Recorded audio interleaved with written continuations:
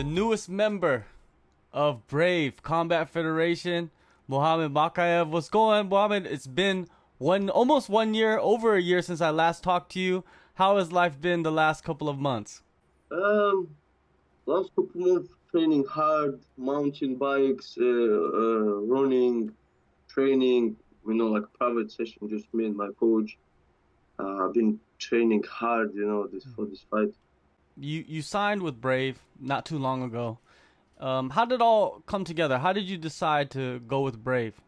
I had a lot of opportunities, for example, from ONE FC, from Bellator, from other organizations like smaller. But of course they pay good, But my long term is it's like I don't want to get stuck with any organizations. I want to be like a free fighter.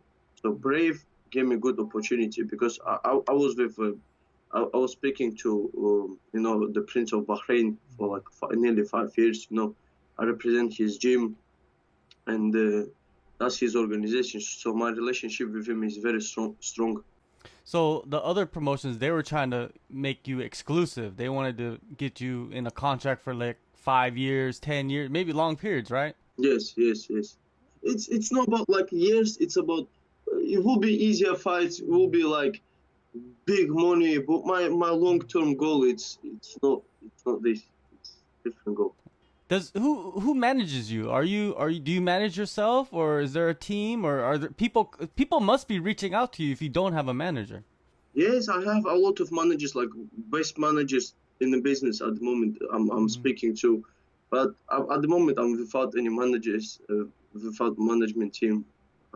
I've done like all my 23 fights amateur, traveling around the world without any managers. So it's been so far so good, All right, I feel you. Now, when are you planning on making your debut? You say you're training hard right now, so it must be soon.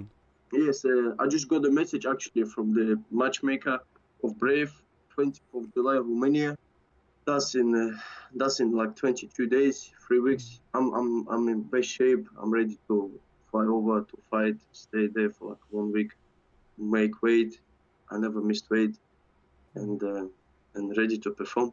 So, are you gonna fight at bantamweight or flyweight? What's the division? At the moment, bantamweight.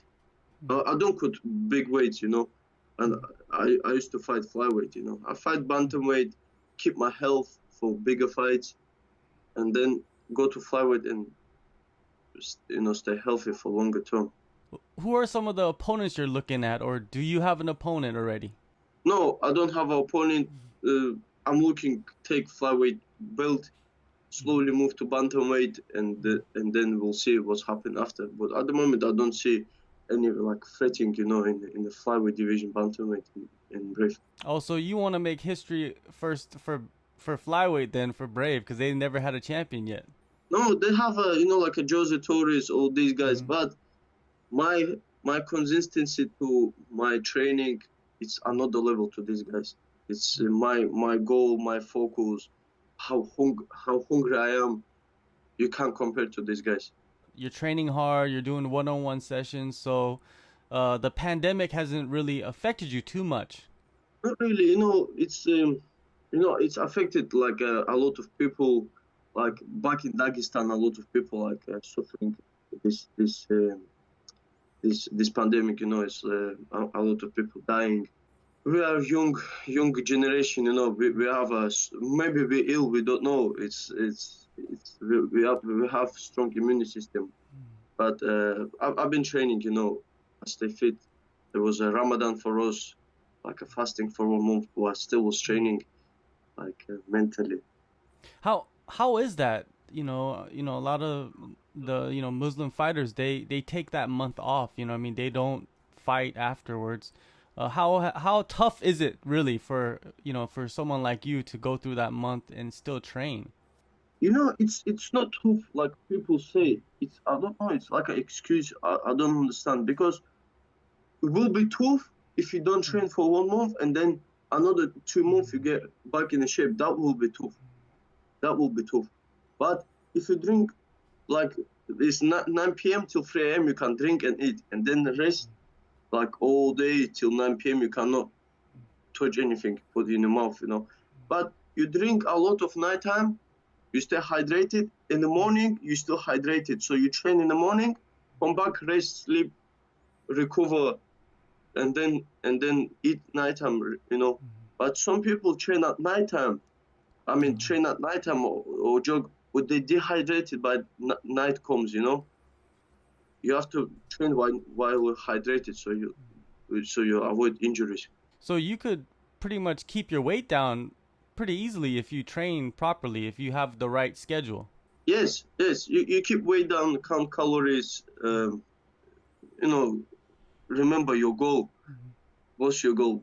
Be welterweight champion or what? You know, and or you know, like 1 month Ramadan, 2 months to recover, 1 month like lockdown, 4 months gone in 1 year. How you want to make a history? You know, become youngest champion. Now, so you're just gonna continue training. Where are you training right now? I train at Aspire in Liverpool. Train at Manchester top team in Manchester. Like they're back, you know, like 1-to-1 with coaches and just you know, with Deron Murphy and these guys. I have a lot of like good training partners, like Dean Garnett and Aaron Robinson. A lot of people have been talking about you for the past couple of years, and you're finally turning professional. What are your nerves like? Are you anxious? You know, I'm happy because every amateur tournament, every amateur fight, people message me, hey, you know, stop it, you know, go to professional. It's illegal to fight amateurs for you, you know. It's you know, now people gonna watch more fights, you know. They not got bored. Even if I stay one more amateur, people still follow me and wait for like 4 fight against Ryo Yamaguchi probably, you know, and this Japanese guy.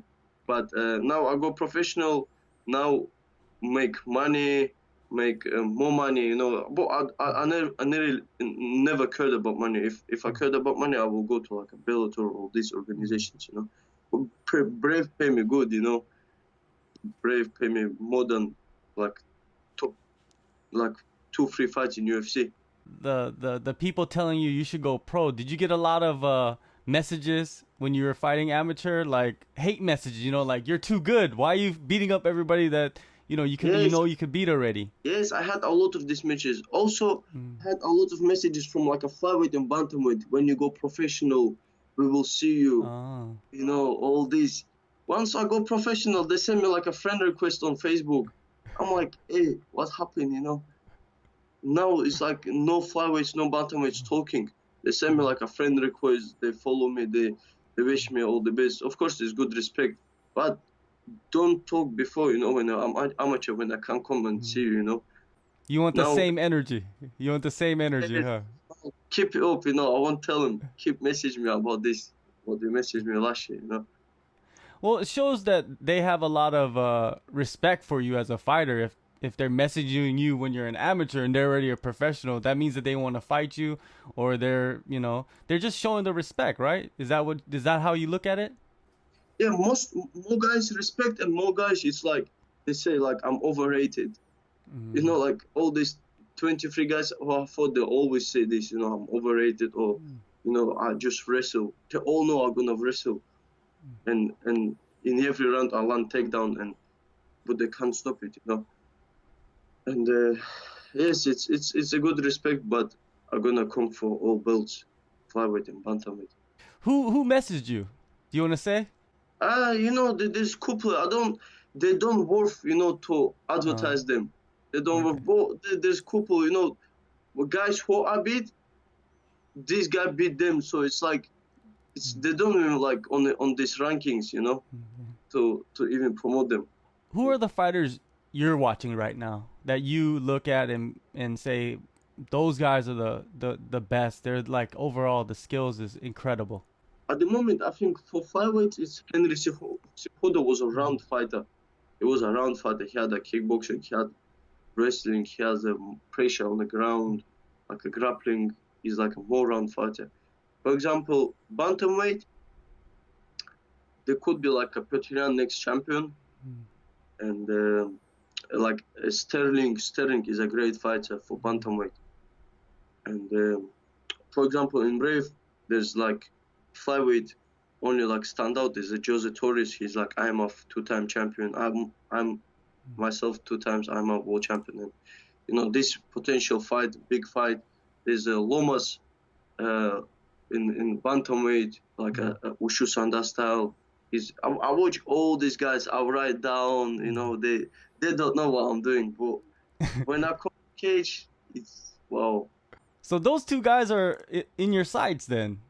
Shorty Torres, Stephen Loman. Because Stephen Loman, he's the only bantamweight champion for Brave ever. He's pretty dominant. And he defended twice title too. So he's a good book. You know, my coach Dinganet, he's a bantamweight in Brave. I'm a flyweight, and I think he can take. I believe he can take a Brave bantamweight title. I take flyweight title, and then it's just for us, you know what I mean? Definitely. When are you gonna go back to Phuket? Have you heard anything about traveling back over there and training with Tiger? Yes, I'll fly over after this fight because I've got another fight 8th of August. So I've got like a 20th of July and 8th of August. I've got like a back-to-back 2 fights on Brave, Sweden, 8th of August. So I will fly over, train with Tiger Muay Thai coaches, and then fly straight to Sweden. You busy man. You're gonna be busy for the next couple of Yes, because I'm ready. I'm ready. You know, I'm in great shape. Last time I fought in March. That's like for me, it's very too long ago. I had 2 fights in Australia in March. But for me, I feel like it's like been a 1 year. You know, I'm very hungry to get back in the cage, perform and update my fans. You know. Definitely. Well, Mohammed, thank you so much for the time, man. And you know, I'll be watching you. I've been watching you for a while now, and everybody that I talk to, you know, people that really know you, not just like people on the internet, people that train with you, people that coach you, they always have great words and just speak so highly of you. And it's, you know, it's great to catch up. And I'll see you in a couple months. You know, I'll hit you back up. Thank you so much. Thank you. Have a good day. Have a good weekend.